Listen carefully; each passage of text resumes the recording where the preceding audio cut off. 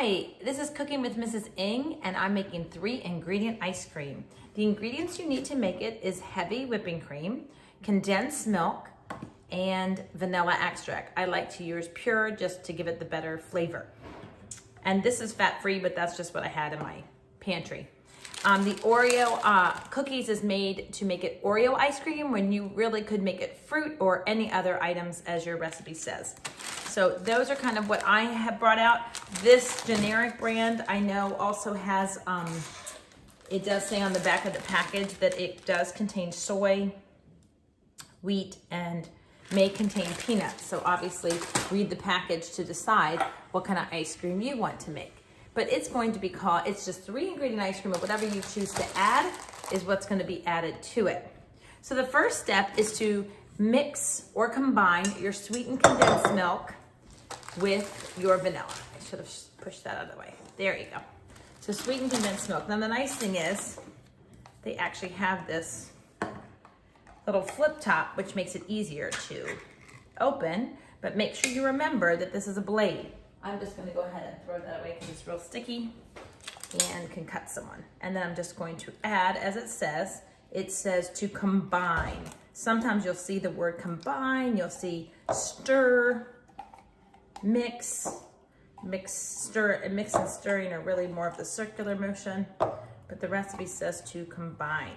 All right, so that's that. I'm gonna put it next to my sink, even though recycling often says you don't have to recycle these days. I mean, rinse, I always do like to rinse. That's just a habit I'm in. All right, and then it says to mix that to add my vanilla. And like I said, I'm gonna use pure vanilla. Now, if you really love peppermint or any of those other extracts, then you obviously could add those. And I'm gonna actually put ½ tablespoon because it's pure vanilla. If you're using imitation, you might actually want to use a full tablespoon, but pure vanilla has a lot of a stronger taste and a better taste to it. Okay, because it comes from the vanilla bean. So now our step, and this is an awesome term that you need to know, is to fold. We are going to now fold or combine it actually, and then we're going to fold. Fold is the movement that you'll see in a second, but this is just combining, stirring, whatever you want to. I was getting ahead of myself. Set that to the side. So we combined the two items.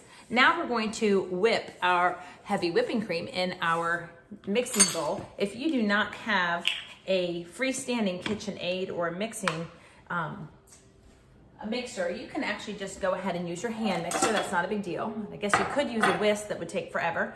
This is exactly the amount we need. It's actually a pint, which is 2 cups, but just to prove that to you, I am going to pour it into a liquid measuring cup. Put my hand there so if it splatters, and it is exactly 2 cups, just like it says. We're gonna bend down at eye level, and you can see that it is perfect, 2 cups. Okay. So that is just, if you buy it to do one batch, it's just a pint, where if you buy the double one, then that would be a quart. We don't need that much. Okay. Like I tell my students at school when I'm there with them, this is not necessarily a cheaper recipe, but it is homemade, which is nice. And it also gives you the terms that I wanted to teach you today. Okay, so I'm gonna go ahead and turn on, actually lock your mixer. Now the nice thing about this is that it is freestanding, which means I can leave it. It's going to take, it's 9:44. I actually can set the timer and see how long it will actually take to bring this to what our recipe calls as soft medium heats. Soft medium heats. You don't want it to necessarily be stiff. I'm just gonna let that go. It's kind of like on 4, the dial 4. Move these out of the way. And I'm gonna go ahead and use this time to crush some of my Oreos. Okay, so I just have a Ziploc bag. And I brought the double stuff because that's what my son asked for, since he's the only one home right now. I asked him what he wanted. So I just put 1 row of Oreos. And I'm gonna seal it. Now you can choose to just kind of get your frustration out and bang it, or set that out the side. or you can use your rolling pin to roll it, crush it. Now, like I said, if you guys have leftover Halloween candy, or I used to do that when my kids were younger, I'd put their chocolate in the freezer. So when I wanted to make recipes, I could make it. You could make Baby Ruth ice cream, you could make Butterfinger ice cream. I wouldn't make Gummy World ice cream. If you don't want it to be frozen, that's more of like a topping when you go to ice cream shops, but you could do this with anything you want. You could do it with frozen fruit if you wanted to, but we're gonna make it Oreo.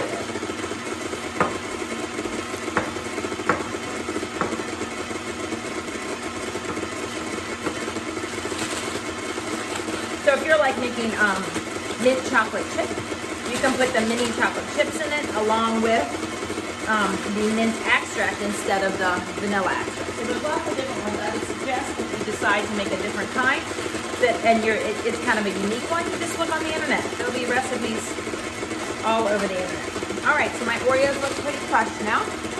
So we'll set that aside. We don't need a whole anymore. And it still looks like it's not really moving very well. So I'm going to go ahead and move it to 6 to see how fast it's going to do. All right, and I'm going to go ahead and stop it here. It has been about 4 minutes. Started with speed 4, increased to 6, and then increased to 8 to get it to the point where it is soft peaks or medium peaks. Let me show you. So when I lift it, they kind of flop over. If I continue to do this, then it would become stiff peaks, which is what we need for if we're making like angel food cake, which is like a lot of egg whites, or you're making a souffle, you'd want it to be stiff. So just as long, whatever the recipe says, it's either going to be soft, medium, or it's going to be stiff peaks. So medium flops right over, that's perfect. If I was making this for my pumpkin pies or any dessert that I want Cool Whip, instead of the brand Cool Whip or the time of pre-made or the kind of pre-made topping, this is actually way tastier to use the heavy whipping cream and to add sugar into it. And again, just check out recipes, and I can actually, the internet, and I can post it if you guys would like that. Okay, so now we are back to having our bowl. It says in a separate bowl, pour 2 cups of the heavy cream into the bowl. We did that. 3, slowly fold whipped cream into sweetened condensed milk mixture in 3 additions. So watch what I'm gonna do. I'm gonna do 1, and then I'm just gonna use my spatula to cut it. I hope you saw that. And then that keeps my bowl nice and clean. This is what I was showing you guys or mentioned earlier when I jumped ahead. This is what I mean by fold. You're gonna bring it from the bottom up, and I'm kind of turning the bowl as I go. And that is where we really are mixing them together, or actually incorporating the 2 together without losing that foam, the air that was beaten into it. So remember, when we take a whisk, we're adding air to it. We're incorporating the air. So that's why we whipped. So we had lots of terms. We combined, we whipped with the whipping cream to add the air, and now we are combining. So we whipped it until it got to the soft peaks, and that's why at the higher one, this is my 3rd edition, using a rubber spatula to scrape it is really important so you don't waste.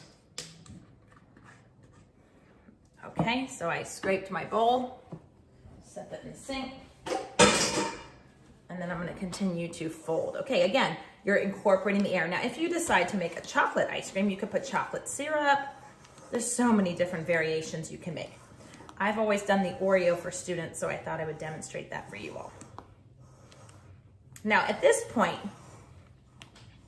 if you do not like Oreos or you don't have any other topping, then you can just go ahead and place it, now that it looks like it's well incorporated without losing the air. You can go ahead and add this to your container, and you would be good to go. Make sure you have a sealed top. This is the one I found just because I wanted to make sure it was big enough to use my ice cream scooper to get it out, but it just depends on what you have. Or you can even put it in a Ziploc bag. I have my crushed Oreos, and I'm gonna go ahead and place it. We don't have anyone who's allergic in our house, so we're gonna put all the Oreos in here. This is actually great timing because I don't know when you'll be watching this, but I am doing it right before Thanksgiving. So it's nice to have some things in the fridge or the freezer while people are getting ready to come visit. So I'm glad to be able to get some of this out of the way ahead of time. That's good planning, by the way. If you are wondering, like, how do moms and dads and the grown-ups do everything? It's because you plan ahead, especially when you are having company come. Okay, bigger gatherings and more food needed, right? So then we're just gonna continue to fold just to make sure it's all mixed well. There you have it.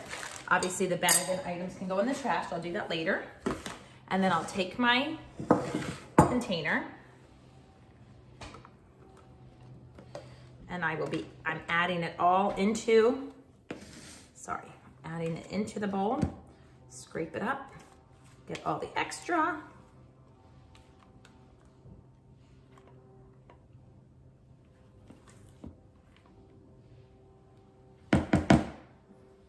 It's a perfect size bowl. And then I'm gonna snap on the top, clean up the edges, snap on the top. And there you have it, your 3-ingredient ice cream. Super easy, super delicious, not necessarily super healthy because the condensed milk has a ton of sugar in it. The heavy whipping cream has a lot of fat, and the Oreos, obviously, the whipping cream has 5 grams of total fat, 3 being saturated. But you know, it's a treat, so you wouldn't eat it every day, but enjoy your easy 3-ingredient ice cream and the feeling of success after you made it. Bye-bye.